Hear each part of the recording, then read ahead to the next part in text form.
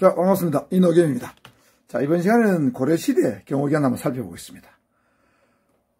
자, 고려시대는 여러분, 중요한 왕이 딱 두 사람이 있어요. 자, 태조왕건, 고려를 건국한 태조왕건과, 그 다음 고려 말기의 공민왕, 이 경호와 관계가 있습니다. 태조왕건은 고려를 건국을 했지만은 호족 통합 정책을 시행을 해야 될 만큼 왕권의 기반이 약했다는 뜻입니다. 각 지방의 호족들이 힘센 사병을 가진 호족들이 너무 많았기 때문에 자기가 왕위를 잘 유지하기 위해서는 호족들과의 어떤 통합 정책이 필요했어요. 그래서 자기 지방 호족들의 딸들하고 본인하고 정략적으로 결혼을 하게 되죠. 그래서 29명의 부인을 뒀다고 그러죠. 자, 여기 보세요. 왕건의 혼인 정책에 각 지방의 나주, 순천, 합천, 의성, 경주 뭐 이런데 지방의 유력한 호족들의 부인들하고 전부 결혼을 해요. 그래서 이 부인들이 송화기가 지금 개성이죠. 개성에 살게 되니까 뭐 지방 호족들이 반란을 일으킬 수가 없죠. 그 다음에 이제 사성 정책을 씁니다. 사성은 성을 하사한다, 줄사자입니다. 성을 하사하는 정책이요. 그러니까 이제 고려 왕실을 건국한데 뭐 기했다든가 또는 지방의 유력한 호족들에게 왕시성을 하사하는 거죠. 예를 들면 명주, 강릉의 김순식이라는 호족한테는 왕순식, 청주의 어떤 이가도라는 호족한테는 왕가도, 뭐 이런 식으로 왕실을 하사해가지고 동족의식을 굉장히 맺게 하는 거죠. 의제 가족적인 관계를 맺는다 했는데 가족과 같은 관계를 맺게 하는 거죠. 이렇게 해서 태조 왕건은 자기 허약한 왕권을 보완하는 정책을 취한 거죠. 그래서 왕권의 기반이 약했기 때문에 왕건도 다양한 경호기관을 만들 수밖에 없었다. 그 다음에 고려 말기의 공민왕도 한마디로 개혁군주입니다. 조선시대의 정조가 개혁군주라면 고려시대는 공민왕이 개혁군주입니다. 약 제2기한은 1351년부터 1314년이니까 약 23년 정도 되죠. 다양한 개혁 정책을 시행합니다. 그래서 왕권 강화 정책하고 반원 정책. 반원 정책은 원이라는 것은 원나라인데 몽고의 어떤 반대하는 그런 반원 정책을 시행하게 되죠. 신돈을 기용해서 반원 정책을 시행하다 결국엔 암살되면서 개혁 정책도 물거품으로 건너가게 되고 고려가 망하게 되죠. 공민왕 죽은 다음에 얼마 있다 고려가 망하게 됩니다. 그래서 이제 왕건과 공민왕도 이제 저렇게 개혁군주를 하다 보니까 신하들과의 어떤 갈등이 많았어요. 왕권 강화 정책 하다 보니까. 그래서 항상 어떤 시의 위험에 시달렸기 때문에 다양한 경호기관을 운영할 수밖에 없는데 공민왕도 경호기관을 만들었다 이렇게 하시면 되겠습니다.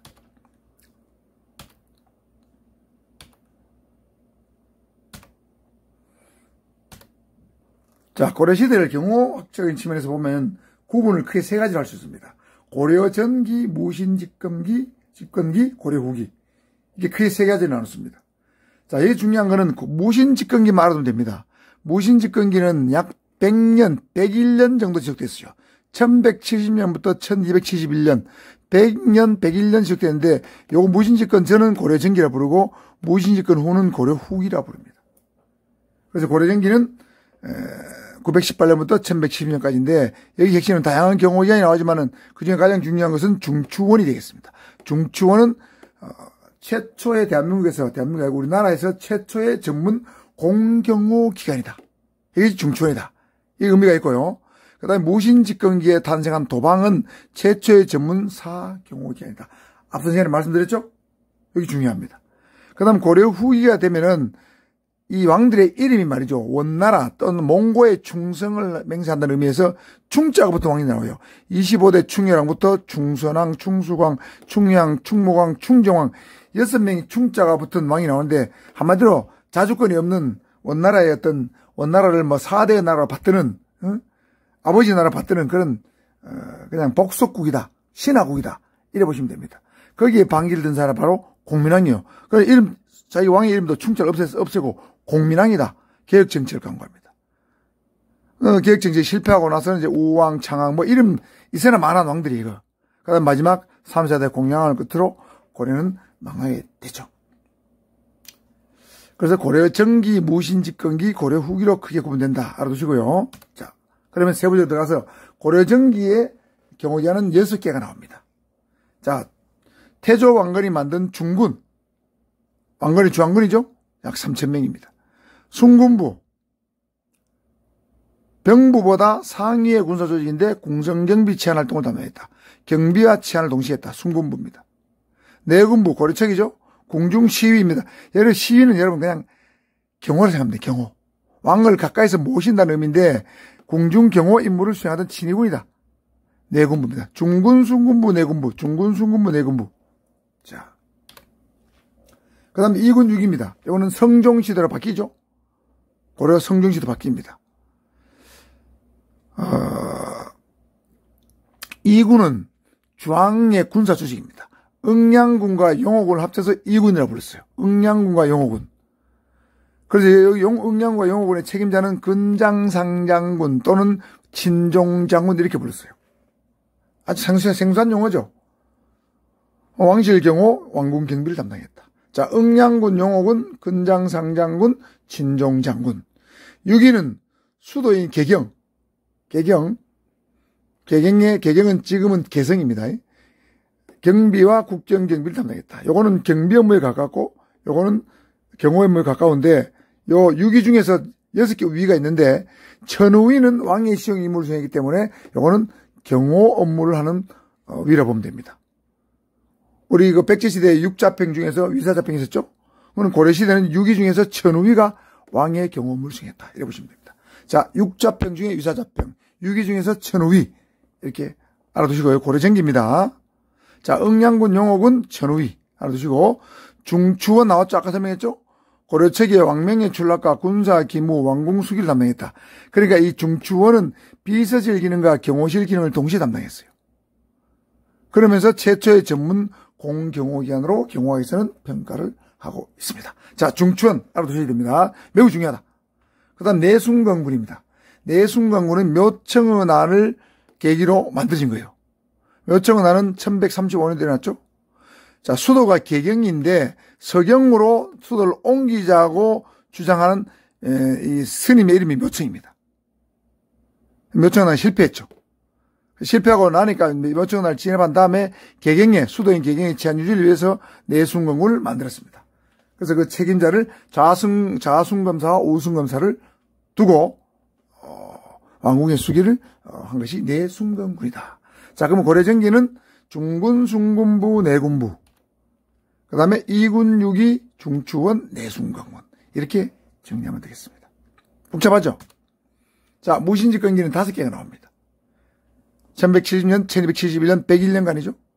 자, 도방, 서방, 삼별초, 마별초, 승병 5개입니다. 도서 삼마승입니다. 도서 삼마승.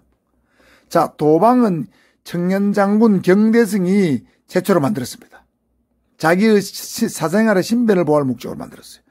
그 다음에 경대승이 갑자기 죽고 난 다음에는 최충원이라는 어떤 무인이 6번 도방으로 만들어요. 또 6번이란 말은 교대를 6번, 6교대하는 예를 들면 경호원들이, 사경호원들이 6교대를 한다는 뜻입니다. 6번 도방. 그 다음에 요거를 채우는 최충원의 아들이죠. 채우는 내외 도방으로, 내도방과 외도방으로 두 가지로 또 구분해서 확대 강화합니다. 그래서 최충원은 약 한 26년 정도 집권을 하고 최후는 30년 정도 집권합니다. 이 110년의 무신 집권 중에서 최충원과 최후가 거의 절반 이상을 집권하게 돼요. 그래서 최충원 6번 도방, 최후 내외 도방으로 외워두시고 중요한 것은 최초의 전문사 경호기관이 바로 도방이다. 도방이다. 이 도자는 여러분 수도할 때 도자 또는 도원수할 때 도자입니다. 그러니까 뭔가 통솔한다, 지휘한다 이런 개념의 도자입니다. 자, 서방은 글서자죠. 다시 말해서 최후가 문신들을 우대하기 위해서 문신으로 구성된 경호기관입니다. 수기. 문신의 자제들이 들어와서 이 최후를 근거리에 지키는 거예요. 그리고 문신의 불만이 많았죠. 무신 집권에 대해서 문신의 불만이 많으니까 문신의 어떤 불만을 조금 누그러뜨리기 위해서 최후는 머리를 썼어요. 최후는 무신이지만 굉장히 머리도 좋았어요. 문신에 가까운 무신이었습니다. 그래서 문신들을 우대하기 위해서 만든 것이 바로 서방이다. 기둥서방의 서방이 아니고 글서자의 서방이죠.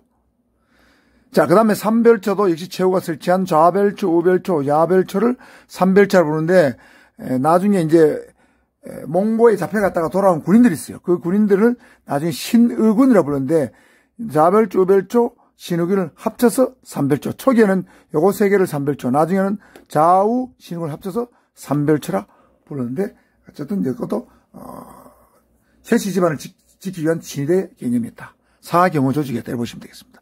자, 마별초는 말맞자죠. 말맞자는 역시 기병입니다. 기병. 최후가 몽고 기병의 영향을 받아 설치한 기병으로 만든 기병 중심의 호위기관입니다. 의장대 역할도 같이 했다고 하죠. 그래서 이 몽고가 세계를 거의 정복했죠. 몽고가 유럽의 뭐 거의 모든 나라를 거의 정복하다시피 했는데, 그 정복한 어떤 그 근저에는 이 몽고의 말들은 유럽의 말보다 좀 작습니다. 그렇지만 기동성이 굉장히 뛰어났습니다. 이 몽고 기병, 정광석과 같은 전략으로 유럽의 기사들을 물리쳤다고 하죠.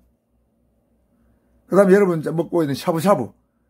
음식을 뭐 만드는데 시간이 얼마 안 되니까 물을 끓여서 고기 같은 걸 살짝 데펴서 먹으면 빨리 요기가 되면서 배가 부르고 근력을 유지할 수 있죠. 샤브샤브도 어떤 몽고가 세계를 정복하는 데 기여를 많이 했다고 합니다. 보급 문제를 쉽게 해결했다는 거죠. 전쟁에 보급로가 길어지면 위험 불리하죠. 이 보급 문제를 해결하기 위해서 샤브샤브가 나왔다는 거 아니겠습니까?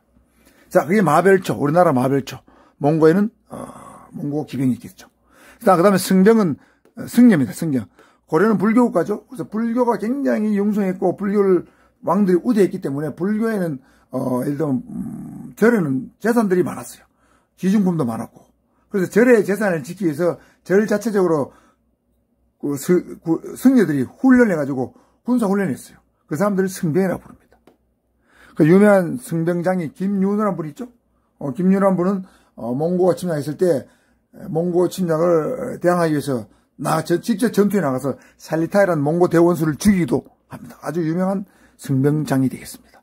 그래서 무신직경에는 도방, 서방, 삼별조, 마별조, 승병이란 5개의 경호기관이 있다. 이렇게 알아두시고요. 그 다음에 무신직경기에 참고로 교정도감과 정방이라는 기관이 나오는데, 정방, 이거는 경호기관이 아닙니다. 교정도감은 정치기관이에요. 무신직경기 최고의 정치기관이고, 정방은 무신직경기 최고의 인사기관입니다. 고려 말까지 적됐어요. 무신정권이 몰락한 다음에도 존속한 기관은 정방입니다. 인사기관, 교정도감은 정치기관, 경호기관은 아니었다. 경호기관은 앞에 있는 5개다. 알아두시고요. 자, 그 다음에 고려 후기는 4가지 경호기관이 나옵니다. 충자로 시작한 시기라고 했죠. 원나라 간섭기다. 그러니까 고려, 예를 들면 우리 무신직경기에는 몽고의 침략으로 수도를 개경해서 강화도로 옮깁니다. 강화도에서 수십 년 있다가 1270년에 다시 개경으로 돌아오는데, 개경으로 돌아온 이유가 거의 후기라고 보시면 되겠습니다. 개경으로 돌아온 다음에 원나라의 지배에 완전히 들어가게 되면서 왕들 이름도 뭐 충렬왕, 충성왕, 충량왕, 충정왕 이런다고 그랬죠? 그 시대가 고려 후기입니다. 그러니까 고려 후기는 원나라, 몽고의 영향을 받아가지고 순자 붙은 개념이 많이, 순마소, 순구마노, 순자 붙은 게 많이 나오죠? 순자가 붙은 것은 주로 몽고의 영향을 많이 받았다고 보시면 되겠습니다. 자, 순마소, 몽고의 내정감수단으로 설치됐다. 개경의 치안과 왕의 친위대 역할을 했다. 그 다음에 순군만호부, 순마소의 후시입니다. 순마소가 순군만호로 바뀐 거예요. 개경환도 후에 개경의 치안과 왕의 친위대에 물승했다. 그 다음에 사평순위부는 바로 공민왕이 만든 거예요. 순군만호부를 사평순위부로 개편한 거예요. 공민왕을 보면 여러분 제2기간이 약 23년 되죠? 많은 계획정책을 시도했는데, 만약에 공민왕의 계획정책이 성공했다면 제가 볼 때는 고려가 망하지 않았을 가능성이 높습니다. 그런데 결국은 실패했죠. 그 다음에 성중에마, 뱃을 이름이 묘합니다. 무리를 이룬다. 이룰 성자, 무리 중자죠. 에마, 말을 사랑한다 또는 사랑스러운 말이라는 뜻이죠. 근데 에마란 건 뱃을 이름입니다. 성중에마, 뱃을 이름이요. 충렬왕 때 상류층 자제들로 하여금 왕을 경호하기 위해서 설치한 개념이 성중에마입니다. 주로 이 당시에는 홀치라는 용어도 불리게, 홀치. 아주 생소하죠. 홀치로 불렸는데 그 이후에 뭐 성중관, 내시, 다방, 에마 뭐 이런 명칭들로 불리기도 했습니다. 그러니까 이게 홀치, 성중관, 내시, 다방, 에마, 성중에마 다 왕을 근시직이다. 왕을 가까이서 모신다. 모시면서 잠을 자면서 경호를 했다. 이렇게 보시면 됩니다. 성중, 에마, 홀치, 성중관, 내시, 다방, 에마 전부 왕을 근거리에서 지근거리에서 모시는 경호 조직이었다. 이렇게 보시면 되겠습니다. 자, 그래서 고려 후기는 순순사성 이렇게 외우셔야 됩니다. 순순사성 아시겠죠? 자, 순자가 붙은 게 하나, 둘, 세 개 나오죠? 근데 고려 초기에 순자 붙은 게 나오죠? 돌아가 볼까요? 보세요. 숭군부 나오잖아요. 숭군부. 고려 전기 숭군부 나오죠? 왕건 때입니다. 그 다음에 내숭건군이 나오죠? 이거 나와요. 그래서 여순자 붙은 고려 전기에 순자 붙은 두 개, 내숭건군, 숭군부하고 고려 말기에 나오는 순마소, 숭군만호부, 사평순입하고 잘 구분이 됩니다. 순순사성으로 외우시되 고려 후기는 순마소, 숭군만호부, 사평순입부다. 이렇게 구분을 확실히 해 두셔야 된다. 아시겠죠? 자, 여기 오늘은 이번 시간은 고려 후기까지 하고 좋은 시대는 다음 시간에 하도록 하겠습니다. 구독과 좋아요는 여러분 유료가 아니죠? 공짜입니다. 시원하게 한번 눌러주시면 좋을 것 같습니다. 이상입니다.